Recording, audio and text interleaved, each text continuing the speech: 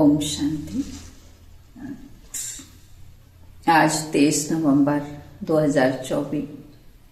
प्यारे बाबा के मधुर महावाक्य हैं। मीठे बच्चे, देही अभिमानी बनकर सर्विस करो तो हर कदम में सफलता मिलती रहेगी। आज का प्रश्न है, किस स्मृति में रहो तो देह अभिमान नहीं आएगा। उत्तर है, सदा स्मृति रहे कि हम गॉडली सर्वेंट हैं। सर्वेंट को कभी देह अभिमान नहीं आ सकता। जितना जितना योग में रहेंगे उतना देह अभिमान टूटता जाएगा। दूसरा प्रश्न है, देह अभिमानियों को ड्रामा अनुसार कौन सा दंड मिलता है। उत्तर है, उनकी बुद्धि में ये ज्ञान बैठता ही नहीं है। साहूकार लोगों में धन के कारण देह अभिमान रहता है, इसलिए वह इस ज्ञान को समझ नहीं सकते। ये भी दंड मिल जाता है। गरीब सहज समझ लेते हैं। ओम शांति। रूहानी बाप ब्रह्मा द्वारा राय दे रहे हैं, याद करो तो ये बनेंगे। सतो प्रधान बन अपने पैराडाइज राज्य में प्रवेश करेंगे।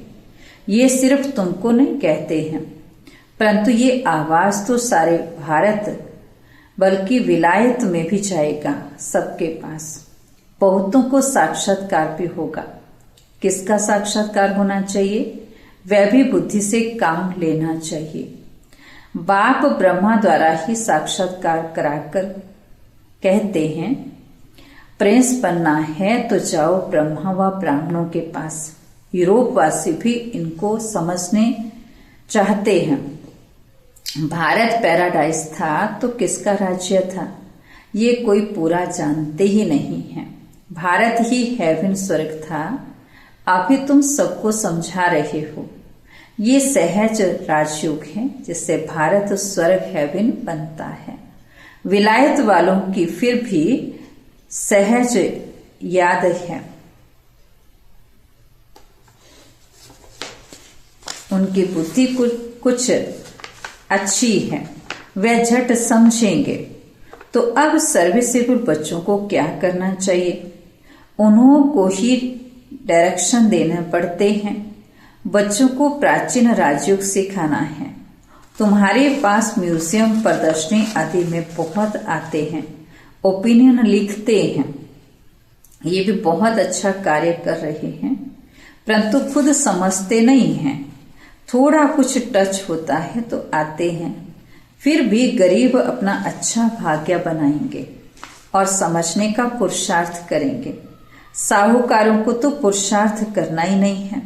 देह अभिमान बहुत है। तो ड्रामा अनुसार जैसे बाबा ने दंड दे दिया है, फिर भी उन द्वारा आवाज कराना पड़ता है। विलायत वाले तो ये नॉलेज चाहते हैं, सुनकर बहुत खुश हो जाएं। गवर्नमेंट के ऑफिसर्स पिछाड़ी कितनी मेहनत करते हैं, परंतु उन्हें फुर्सत ही नहीं है।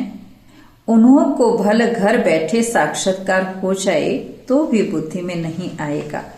तो बच्चों को बाबा राय देते हैं, ओपिनियन अच्छी अच्छी इकट्ठी करके उनका एक अच्छा किताब बनाओ। राय दे सकते हैं, देखो कितना सबको ये अच्छा लगता है। विलायत वाले व भारतवासी भी सहज राजयोग जाना चाहते हैं। स्वर्ग के देवी देवताओं की राजाई जो सहज राजयोग से भारत को प्राप्त होती है, तो क्यों ना ये म्यूजियम गवर्नमेंट हाउस में अंदर लगा दे, जहां कॉन्फ्रेंस आदि होती रहती है। ये ख्यालात बच्चों को चलने चाहिए। अभी टाइम लगेगा, इतना जल्दी नरम बुद्धि नहीं होंगी। गॉडरेज का ताला लगा हुआ है ना,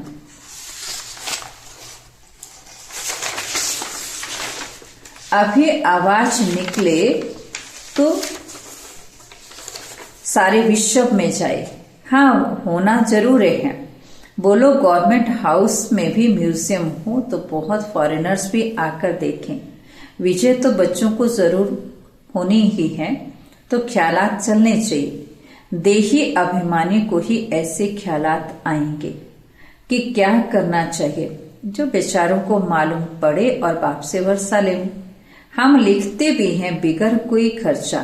तो अच्छे अच्छे जो बच्चे आते हैं राय देते हैं, डिप्टी प्राइम मिनिस्टर ओपनिंग करने आते हैं, फिर प्राइम मिनिस्टर प्रेसिडेंट भी आएंगे, क्योंकि उन्हों को भी जाकर बताएंगे। ये तो वंडरफुल नॉलेज है। सच्ची शांति तो ऐसे स्थापन होनी है, जंचता है, समझाने भी जंचने की है। आज नहीं जंचेगी तो कल जंचेगी। बाबा कहते रहते हैं बड़े बड़े आदमियों के पास जाओ, आगे चल वो भी समझेंगे।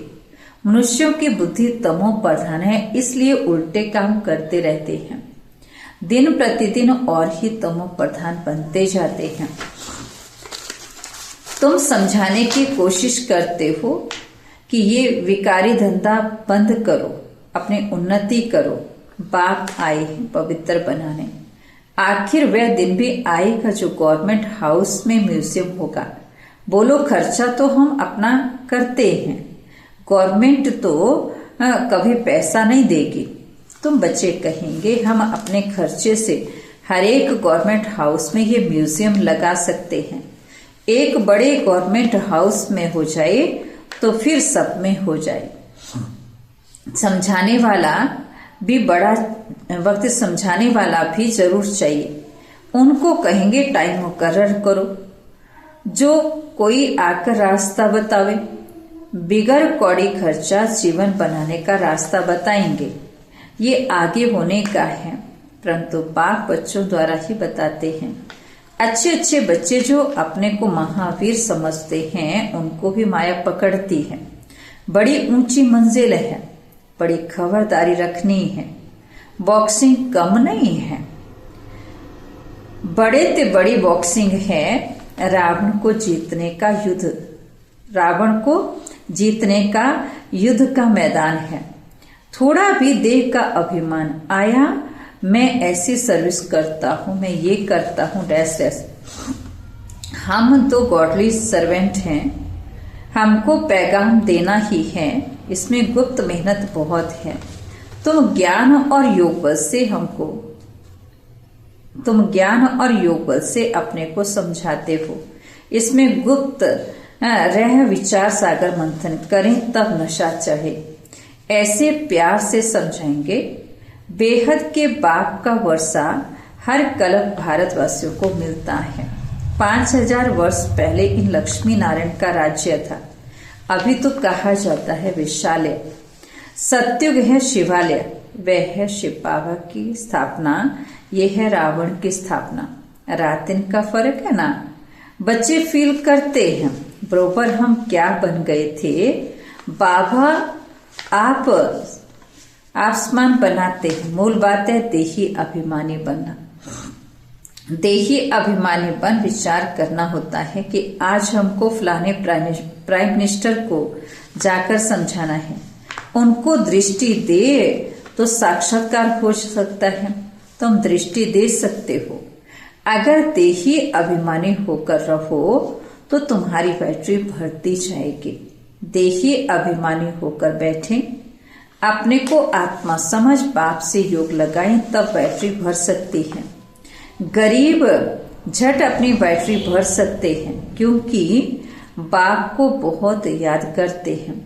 ज्ञान भल अच्छा है, योग कम है तो बैटरी भर ना सके, क्योंकि देह का अहंकार बहुत रहता है। योग कुछ भी है नहीं, इसलिए ज्ञानवान में जौहर नहीं भरता है। तलवार में भी जौहर होता है। वही तलवार 10 रुपए की, वही तलवार 50 रुपए की। गुरु गोविंद सिंह की तलवार का गायन है। इसमें हिंसा की कोई बात नहीं। देवता ही डबल अहिंसक। आज भारत ऐसा है, कल भारत ऐसा बनेगा। तो बच्चों को कितनी खुशी होनी चाहिए। कल हम रावण राज्य में थे तो नाक में दम था। आज हम परमपिता परमात्मा के साथ रहे हुए हैं। अब तुम ईश्वरीय परिवार के हो। सत्युग में तुम होंगे दैवी परिवार के। अब स्वयं भगवान हमको पढ़ा रहे हैं। हमको कितना प्यार मिलता है भगवान का। आधा कल्प रावण का प्यार मिलने से बंदर बन पड़े हैं। अब बेहद के बाप का प्यार मिलने से तुम देवता बन जाते हो। 5000 वर्ष की बात है, उन्होंने लाखों वर्ष लगा दिए हैं। ये तुम्हारे जैसा पुजारी था, सबसे लास्ट नंबर झाड़ में खड़ा है। सतयुग में तुमको कितना अथाह धन था, फिर जो मंदिर बनाए उनमें भी इतना अथाह धन था, जिसको आकर लूटा। मंदिर तो और भी होंगे, प्रजा के भी मंदिर होंगे। प्रजा तो और ही साहूकार होती है। प्रजा से राजे लोग कर्जा उठाते हैं। ये बहुत गंदी दुनिया है। सबसे गंदा मुल्क है कलकत्ता। इनको चेंज करने की तुम बच्चों को मेहनत करनी है। जो करेगा सो पाएगा। दे अभिमान आया और गिरा। मन मनाभव का अर्थ नहीं समझते, सिर्फ श्लोक कंठ करते हैं। ज्ञान तो उनमें हो ना सके सिवाय तुम ब्राह्मणों के। कोई मठ पंथ वाला देवता बन ना सके। प्रजापिता ब्रह्मा कुमार कुमारियां ब्राह्मण बनने बगैर देवता कैसे बन सके। जो कल्प पहले बने हैं वही बनेंगे, टाइम लगता है। झाड़ बड़ा हो गया तो फिर वृद्धि को पाता जाएगा। चिंटी मार्ग से विहंग मार्ग होगा। बाप समझाते हैं मीठे बच्चों, बाप को याद करो, सुदर्शन चक्कर फिराते रहो। तुम्हारी बुद्धि में सारा 84 का चक्कर है। तुम ब्राह्मण ही फिर देवता और क्षत्रिय घराने के बनते हैं। सूर्यवंशी चंद्रवंशी का भी अर्थ कोई समझते नहीं है। मेहनत करके समझाया जाता है, फिर भी नहीं समझते हैं तो समझा जाता है अभी समय नहीं है।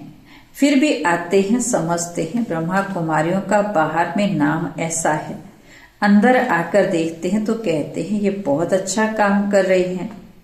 ये तो मनुष्य मात्र के करैक्टर सुधारते हैं। देवताओं का करैक्टर देखो कैसा है, संपूर्ण निर्विकारी। बाप कहते हैं काम महाशत्रु है। इन 5 भूतों के कारण ही तुम्हारा करैक्टर बिगड़ा हुआ है। जिस समय समझाते हैं उस समय अच्छा बनते हैं। बाहर जाने से सब कुछ भूल जाते हैं। तब कहते हैं 100 करे श्रृंगार। ये बाबा गाली नहीं देते, समझाते हैं दैवी चलन रखो। क्रोध में आकर भौं भौं क्यों करते हो।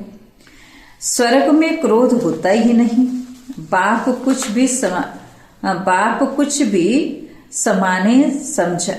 भी सामने समझाते थे, कभी गुस्सा नहीं आता था। बाबा सब रिफाइन करके समझाते हैं।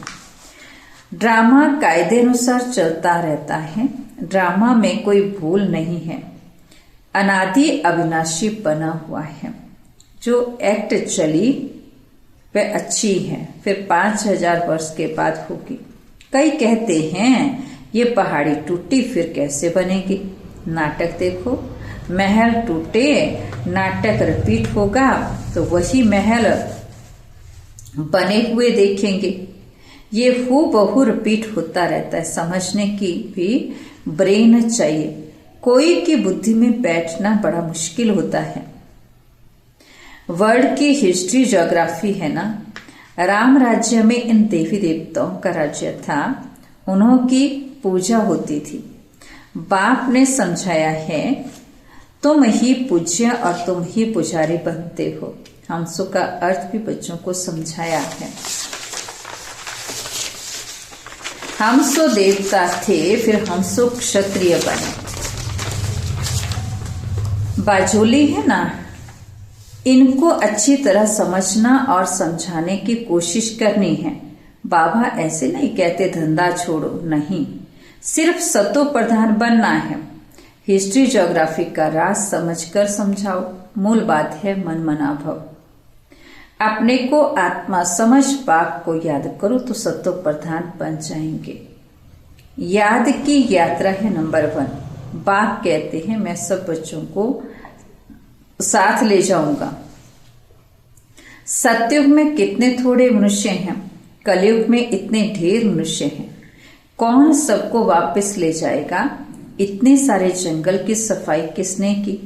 बागवान खिवैया बाप को ही कहते हैं, वही दुख से छुड़ाकर उस पार ले जाते हैं। पढ़ाई कितनी मीठी लगती है, क्योंकि knowledge is source of income. तुमको कारून का खजाना मिलता है, भक्ति में कुछ नहीं मिलता। यहाँ पांव पड़ने की बात नहीं, वह तो गुरु के आगे सो जाते हैं, इससे बाप छुड़ा देते हैं। ऐसे बाप को याद करना चाहिए, वह हमारा बाप है। ये समझ लिया ना, बाबा से वर्षा जरूर मिलता है, वह खुशी रहती है। लिखते हैं, हम साहूकार के पास गए तो लज्जा आती थी, हम गरीब हैं। बाबा कहते हैं, गरीब हो और ही अच्छा, साहूकार होते तो यहाँ आते ही नहीं। फिर बाबा कहते, अच्छा मीठे मीठे सिक्के लिधे बच्चों प्रति माता पिता बाप दादा का याद प्यार और गुड मॉर्निंग। रूहानी बाप की रूहानी बच्चों को नमस्ते।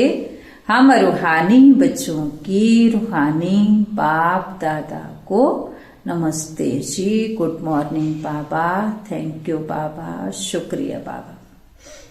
तो आज धारणा के लिए मुख्य सार हैं। पहली पॉइंट है, सदा इसी खुशी व नशे में रहना है कि अभी हम ईश्वरीय परिवार के हैं। स्वयं भगवान हमें पढ़ा रहा है, उनका प्यार हमें मिल रहा है, जिस प्यार से हम देवता बनेंगे। दूसरी पॉइंट है, इस बने बनाए ड्रामा को एक्यूरेट समझना है, इसमें कोई भूल हो नहीं सकती। जो एक्ट हुई फिर रिपीट होगी। इस बात को अच्छे दिमाग से समझकर चलो तो कभी भी गुस्सा नहीं आएगा। आज का वरदान है, तूफान को तोहफा समझ सहज क्रॉस करने वाले संपूर्ण और संपन्न भव। जब सभी का लक्ष्य संपूर्ण और संपन्न बनने का है तो छोटी छोटी बातों में घबराओ नहीं। मूर्ति बन रहे हो तो कुछ हैमर तो लगेंगी ही। जो जितना आगे होता है उसको तूफान भी सबसे ज्यादा क्रॉस करने होते हैं, लेकिन वो तूफान उन्हों को तोहफा नहीं लगता, तोहफा लगता है। वह तूफान उन्हों को तूफान नहीं लगता, तोहफा लगता है। ये तूफान भी अनुभवी बनने की गिफ्ट बन जाता है। इसलिए विघ्नों को वेलकम करो और अनुभवी बनते आगे बढ़ते चलो। आज का स्लोगन है, अलवेलेपन को समाप्त करना है तो स्वचिंतन में रहते हुए स्व चेकिंग करो। ओम शांति।